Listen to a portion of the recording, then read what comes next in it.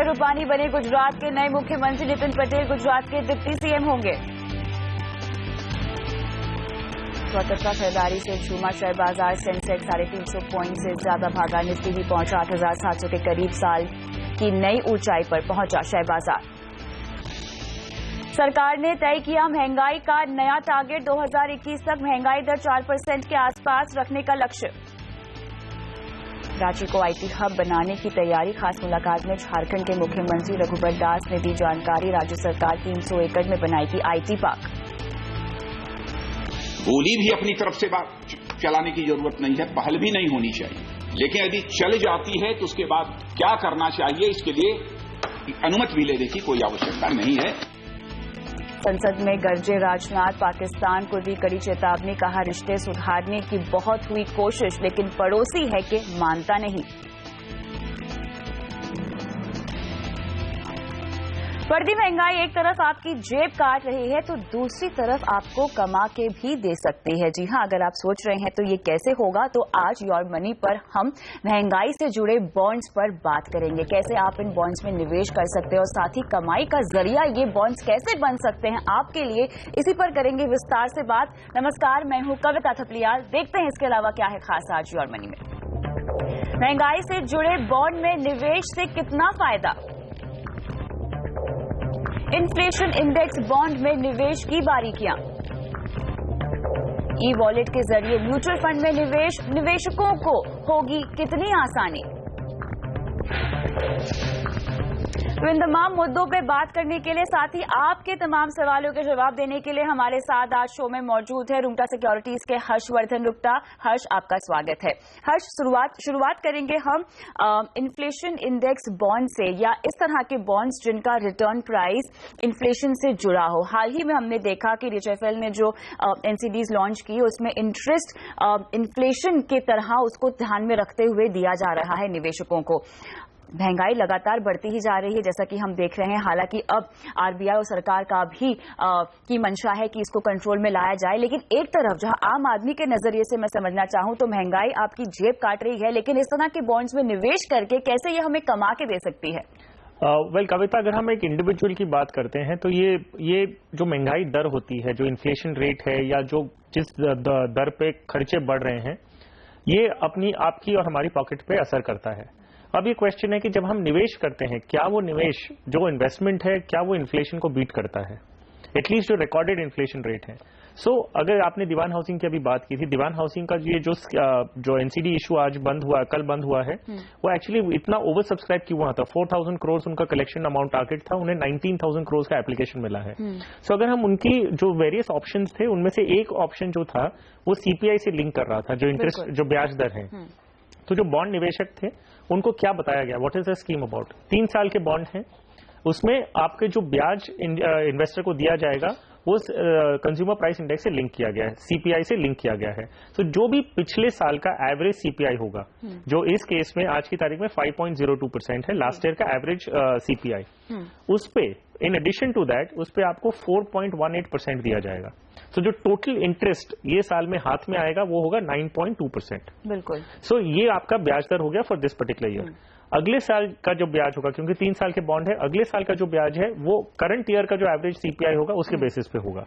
सो मान लीजिए सीपीआई वापस अगर 5% आसपास आता है तो आपको 9.18% मिलेगा, क्योंकि 5% प्लस 4.18%। सो इस प्रकार से पूरी स्कीम डिजाइन की गई है। अगर हम इस स्कीम में एक और चीज दी गई थी कि लोअर साइड भी कैप किया गया है और हायर साइड भी कैप किया गया है। मान लीजिए, क्योंकि हमने देखा कि आरबीआई ने नए टारगेट्स दिए हैं कि 2021 तक इन्फ्लेशन हम 4% पे ले आएंगे। सो क्योंकि ये बॉन्ड 3 साल के ही है तो ये लागू नहीं होता, लेकिन मान लीजिए कि अगर इन्फ्लेशन 4% पे चला जाता है, सो जो निवेशक को हाथ में आएगा वो होगा 4% प्लस 4.18%। सो 8.18% आता है उनके हाथ में, लेकिन इन्होंने स्कीम में ये लोअर कैप कर रखा है 8.9%।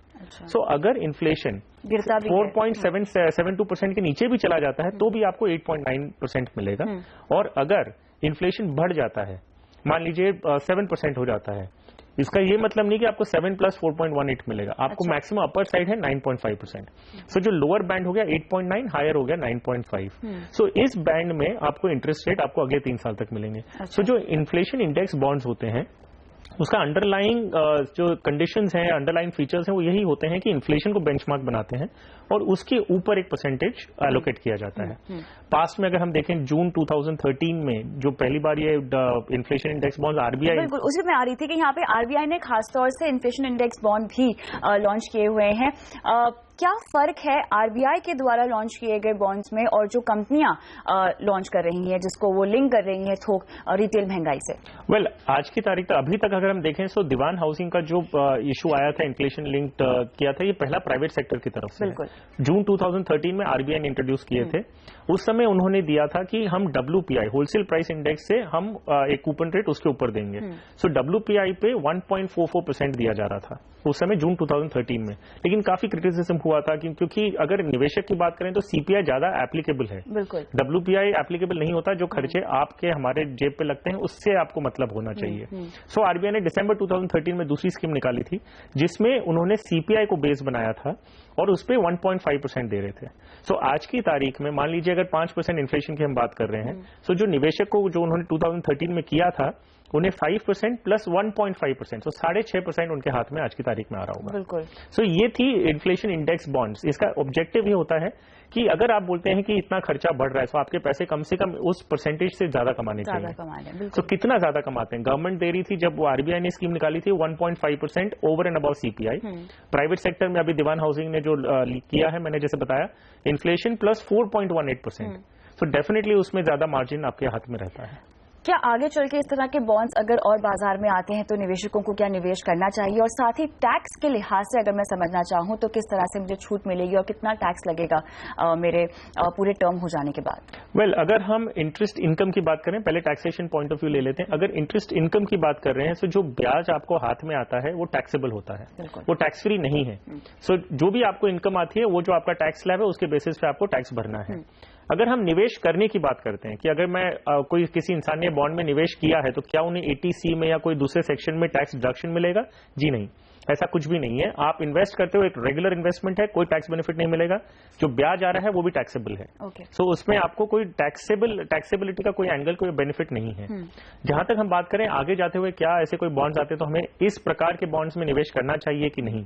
वेल, अगर हम कंपेयर करते हैं आज की तारीख में जो ये इन्फ्लेशन इंडेक्स बॉन्ड्स हैं, इनका जो ब्याज दर है जो गवर्नमेंट की तरफ से आरबीआई ने जो इशू किए थे वो आज की तारीख में 6.5% मिल रहा है। अगर हम आज भी बैंक्स के पास जाते हैं और एक फिक्स डिपॉजिट लगाना चाहते हैं तो आपको 7.5 से 8.5% के बीच में आज भी ब्याज दर मिल रहा है।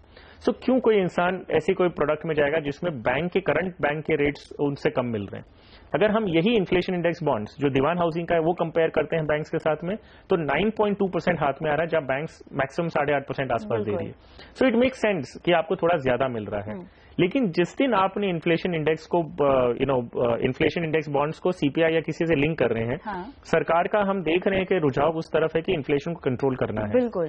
तो जब इन्फ्लेशन नीचे आएगा तो आपको ये देखना है इंटरेस्ट का जो रेट है वो भी कम हो जाएगा। एब्सोल्युटली, जो इंटरेस्ट रेट आपको मिलने वाला है वो 100% कम होने वाला है क्योंकि लिंक किया गया। अनलेस ऐसी कोई स्कीम है जिसमें डाउनसाइड भी कैप किया गया है, जो दीवान हाउसिंग के केस में 8.9% के आसपास है। सो ये एक एक्चुअली ऐसी सिचुएशन, अगर आपको बहुत लॉन्ग टर्म बॉन्ड्स मिल रहे हैं जिसमें आपको हायर रेट आज की तारीख में फ्रीज कर सकते हैं, बिल्कुल ये बहुत बढ़िया तो नेचुरली आप उसमें जाएंगे। अगर हम इसी बॉन्ड्स की बात करें, दीवान हाउसिंग की बात कर रहे हैं, इनमें एक ऑप्शन ये भी था कि अगर आप 10 साल के बॉन्ड्स लेते हैं तो आपको 9.3% आपको कंफर्म कर रहे हैं। तो 10 साल के लिए आपको 9.3% कंफर्म है और आपको दिख रहा है कि इन्फ्लेशन नीचे ही जाने वाला है। अगर या रेंज बाउंड रहेगा, बढ़िया मौका है लॉक करने, 5% के रेंज बाउंड रहेगा तो आप डेफिनेटली आप लॉक इन करके 10 ईयर्स का बॉन्ड ले सकते हैं। बिल्कुल। तो यहाँ पर देखना होगा कि आने वाले बॉन्ड्स जब खुलते हैं तो किस तरह की ब्याज दर आपको ऑफर कर रहे हैं। लेकिन निवेश के लिहाज से पोर्टफोलियो में अगर मैं कुछ शामिल करना चाहूँ इस तरह का, तो इसका एक्सपोजर कितना होना चाहिए मेरे पोर्टफोलियो में? वेल, आई थिंक ये पूरा डिपेंड करता है कि एक्चुअली इंटरेस्ट रेट्स क्या हैं। ऐसा नहीं है कि कोई डिफरेंट एसेट क्लास है, जैसे गोल्ड होता है, एक डिफरेंट एसेट क्लास है तो हम बोलते हैं उसमें एक्सपोजर जरूर लेना चाहिए। ये आपकी डेट और फिक्स्ड इनकम इंस्ट्रूमेंट्स की कैटेगरी में ही आता है। अगर कोई क्लियर विनिंग प्रोपोजिशन है आपके लिए तो आप इन्वेस्ट कर सकते हैं। लेकिन अगर ये डाउन साइड कैप नहीं किया गया है और आपको ये सिंपली बताएगा कि जो भी इन्फ्लेशन होगा उसका हम टॉप अप करके देंगे, तब ये बहुत कॉज ऑफ कंसर्न हो जाता है, स्पेशली जब हम इन्फ्लेशन गिरते हुए देख रहे हैं। सो वो सिचुएशन में ऐसे कोई ब्लॉक कर देना अपने पैसे for longer view, longer term, कि हम अगर 10 साल की बात कर रहे हैं तो ऐसे इन्फ्लेशन इंडेक्स बॉन्ड शायद काम नहीं करें। बिल्कुल, तो आपको देखना होगा कि क्या रेट आपको ऑफर किया जा रहा है, उसके मुताबिक ही आप इस तरह के बॉन्ड्स में आगे चलकर निवेश करें। लेकिन फिलहाल जब भी आप अपने आर्थिक लक्ष्यों के लिए निवेश करें तो यहाँ इन्फ्लेशन को यानी महंगाई को काउंट इन करना जरूर से याद रखिएगा, क्योंकि होता यह है कि आप अपने लक्ष्यों को तय तो कर लेते हैं, लेकिन अगर आपका लक्ष्य 20 साल के बाद का या 25 साल के बाद है तो उसमें आप महंगाई के बारे में नहीं सोचते कि अगर वो बढ़ जाएगी तो साथ ही आपके लक्ष्य के लिए जो आपको रकम की जरूरत है, राशि की जरूरत है, उसमें भी आपको इजाफा करना होगा। लेकिन चलिए, इन तमाम सवालों के जवाब देने के लिए योर मनी हमेशा आपके साथ हाजिर है, आपके साथ कदम से कदम मिलाकर चल रहा है। फिलहाल रुकते एक छोटे से ब्रेक के लिए, लेकिन ब्रेक के बाद शुरू करेंगे सवाल जवाब का सिलसिला। बने रहें।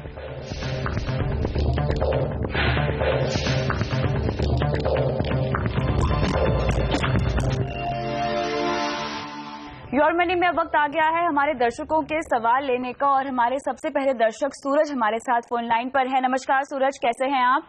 नमस्ते मैम, सूरज बात कर रहा हूँ।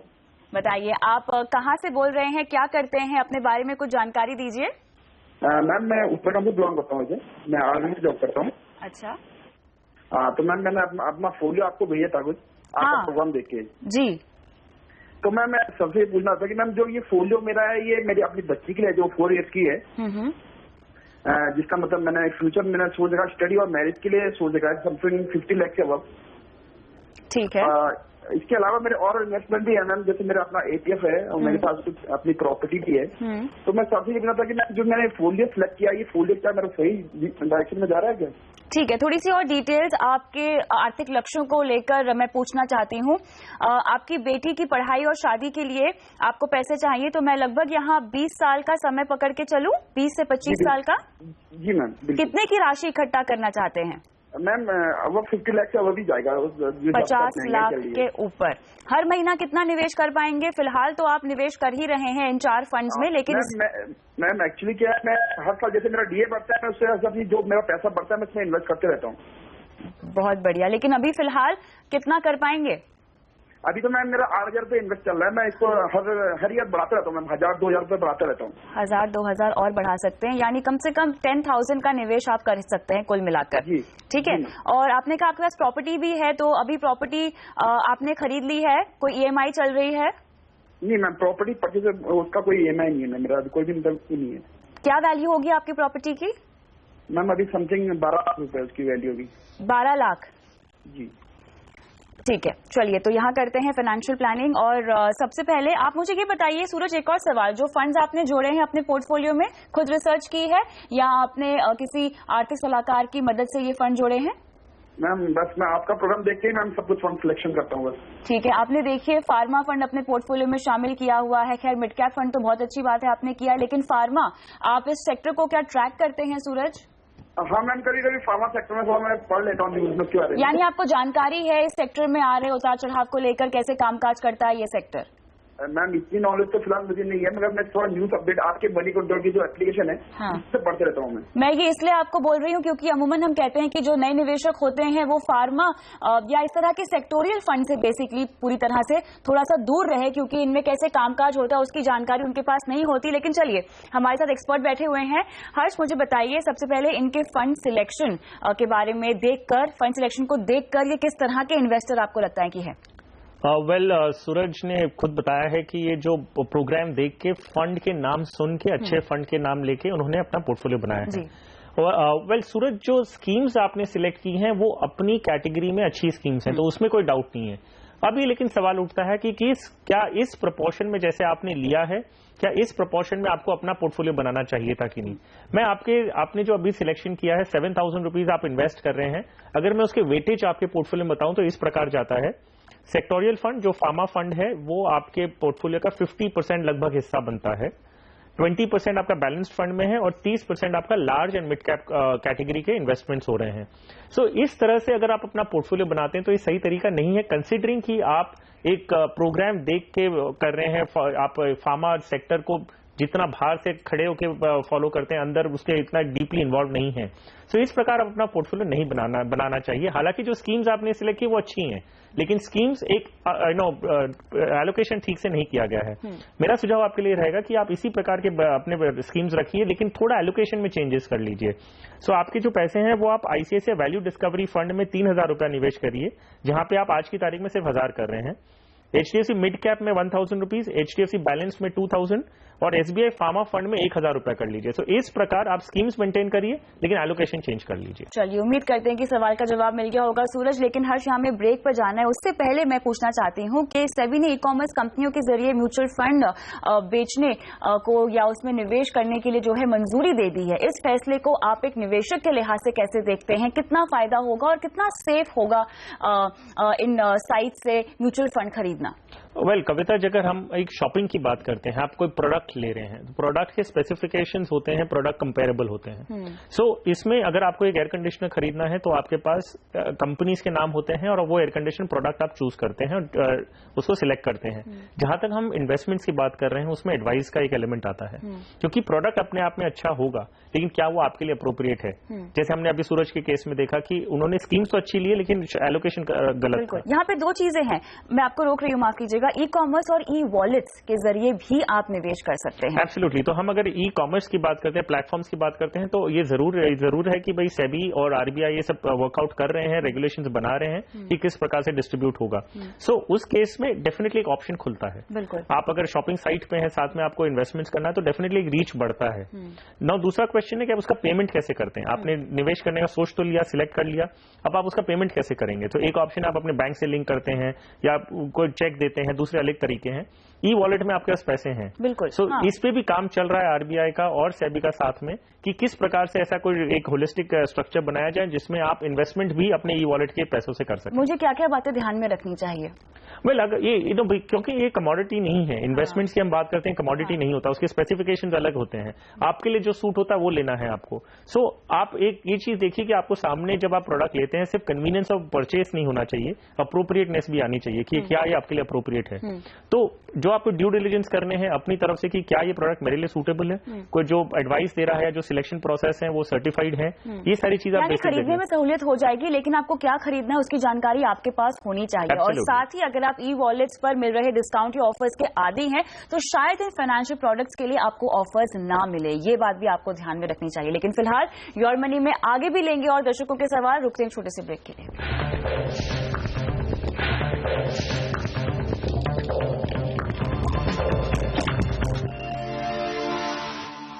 योर मनी में अगले दर्शक जुड़ रहे हैं मनोज। नमस्कार मनोज, बताइए आपका सवाल क्या है? मैम, मेरा सवाल ये है कि आफ्टर 3 इयर्स मेरा बेटा 12th क्लियर करेगा, तो उसके हाई डिग्री के लिए मेरे को अराउंड 4 to 5 लाख रुपए की जरूरत होगी।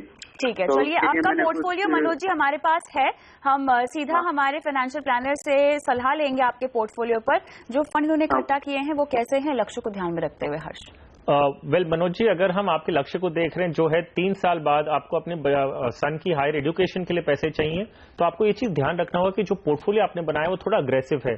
यूजुअली हम क्या कहते हैं, जब आपका लक्ष्य पास में आने लगता है तो 3 साल पहले से आप इक्विटीज में से निकल जाइए और धीरे धीरे डेट की तरफ आइए, ताकि अगर मार्केट का वोलेटिलिटी होता है या मार्केट गिर जाता है कोई कारण से, तो आपके केस में ये है कि आपको आपकी जो कॉलेज की फीस है वो भरनी होगी। कॉलेज की फीस का एक टाइम बाउंड होता है, इसमें आपके पास चॉइस नहीं होता कि आप मार्केट अच्छा नहीं है, अब 1 साल बाद मैं एक कोर्स करवा दूंगा, वो ऑप्शन आपके पास होता नहीं है। तो अगर मान लीजिए 3 साल के अंदर में मार्केट कभी बहुत बुरी तरह क्रैश कर गया, आप लिक्विडेट नहीं कर पाए अपने इन्वेस्टमेंट्स, इक्विटी इन्वेस्टमेंट्स को, तो फिर आप किस प्रकार से अपनी फीस भरेंगे टाइम पे। सो आपका जो पोर्टफोलियो बहुत अग्रेसिव है, लेकिन ध्यान में रखते हुए कि आपको एक बड़ी राशि की जरूरत है 3 साल के अंदर, मेरा सुझाव ये रहेगा कि आप एक बैलेंस्ड फंड की तरफ रुख करिए, ताकि थोड़ा तो इक्विटी से कम होगा और थोड़ा आपको पॉसिबिलिटी ऑफ हायर साइड भी रहेगा। बिल्कुल, और वो फंड के नाम यहाँ पे स्क्रीन पे फ्लैश भी हो रहे हैं। HDFC balance fund, Tata balance fund में आप निवेश कर सकते हैं। लेकिन यहाँ पर एक और सवाल जहन में आ रहा है हर्ष, बैंक जो है अपने म्यूचुअल फंड्स खुद बेचने लग गए हैं। अब निवेशक के लिहाज से बताएं कि कितना फायदेमंद है बैंक के जरिए ही म्यूचुअल फंड खरीदना, जल्दी बताइए, ब्रेक लेंगे। वेल कविता, अगर हम देखें तो हर जो मेजर बैंक है आज की तारीख में, HDFC, ICICI, कोटक, SBI, ये सारी बैंक्स के एक एसेट मैनेजमेंट कंपनी भी है। सो नेचुरली जब वो अपना एक डिस्ट्रीब्यूशन नेटवर्क जो बैंक के थ्रू है वो उसको लिवरेज करेंगे म्यूचुअल फंड बेचने के लिए। लेकिन एक निवेशक को ये ध्यान रखना है कि जब वो जो स्कीम ले रहे हैं वो एक पर्टिकुलर फंड हाउस की बेस्ट स्कीम नहीं पिक करनी है, आपको अक्रॉस जो सारे फंड हाउसेस हैं उसमें से बेस्ट स्कीम लेनी है। तो ये जरूरी है कि थोड़ी रिसर्च उसमें भी बेसिस पे करें कि क्या ये जो फंड मैनेजर, ये जो एडवाइजर है या बैंक के एम्प्लॉय है, क्या वो अपना ही स्कीम बेच रहे हैं या कोई मुझे अच्छी स्कीम दे रहे हैं अक्रॉस ऑल डिफरेंट। खुद आपको रिसर्च करके ही इस तरह के फंड्स खरीदने चाहिए, चाहे कोई भी आपको बेचने की कोशिश करे। बहुत बहुत शुक्रिया समय निकालकर शो पे आने के लिए। इसी के साथ योर मनी में इतना ही, मुझे इजाजत दीजिए, नमस्कार।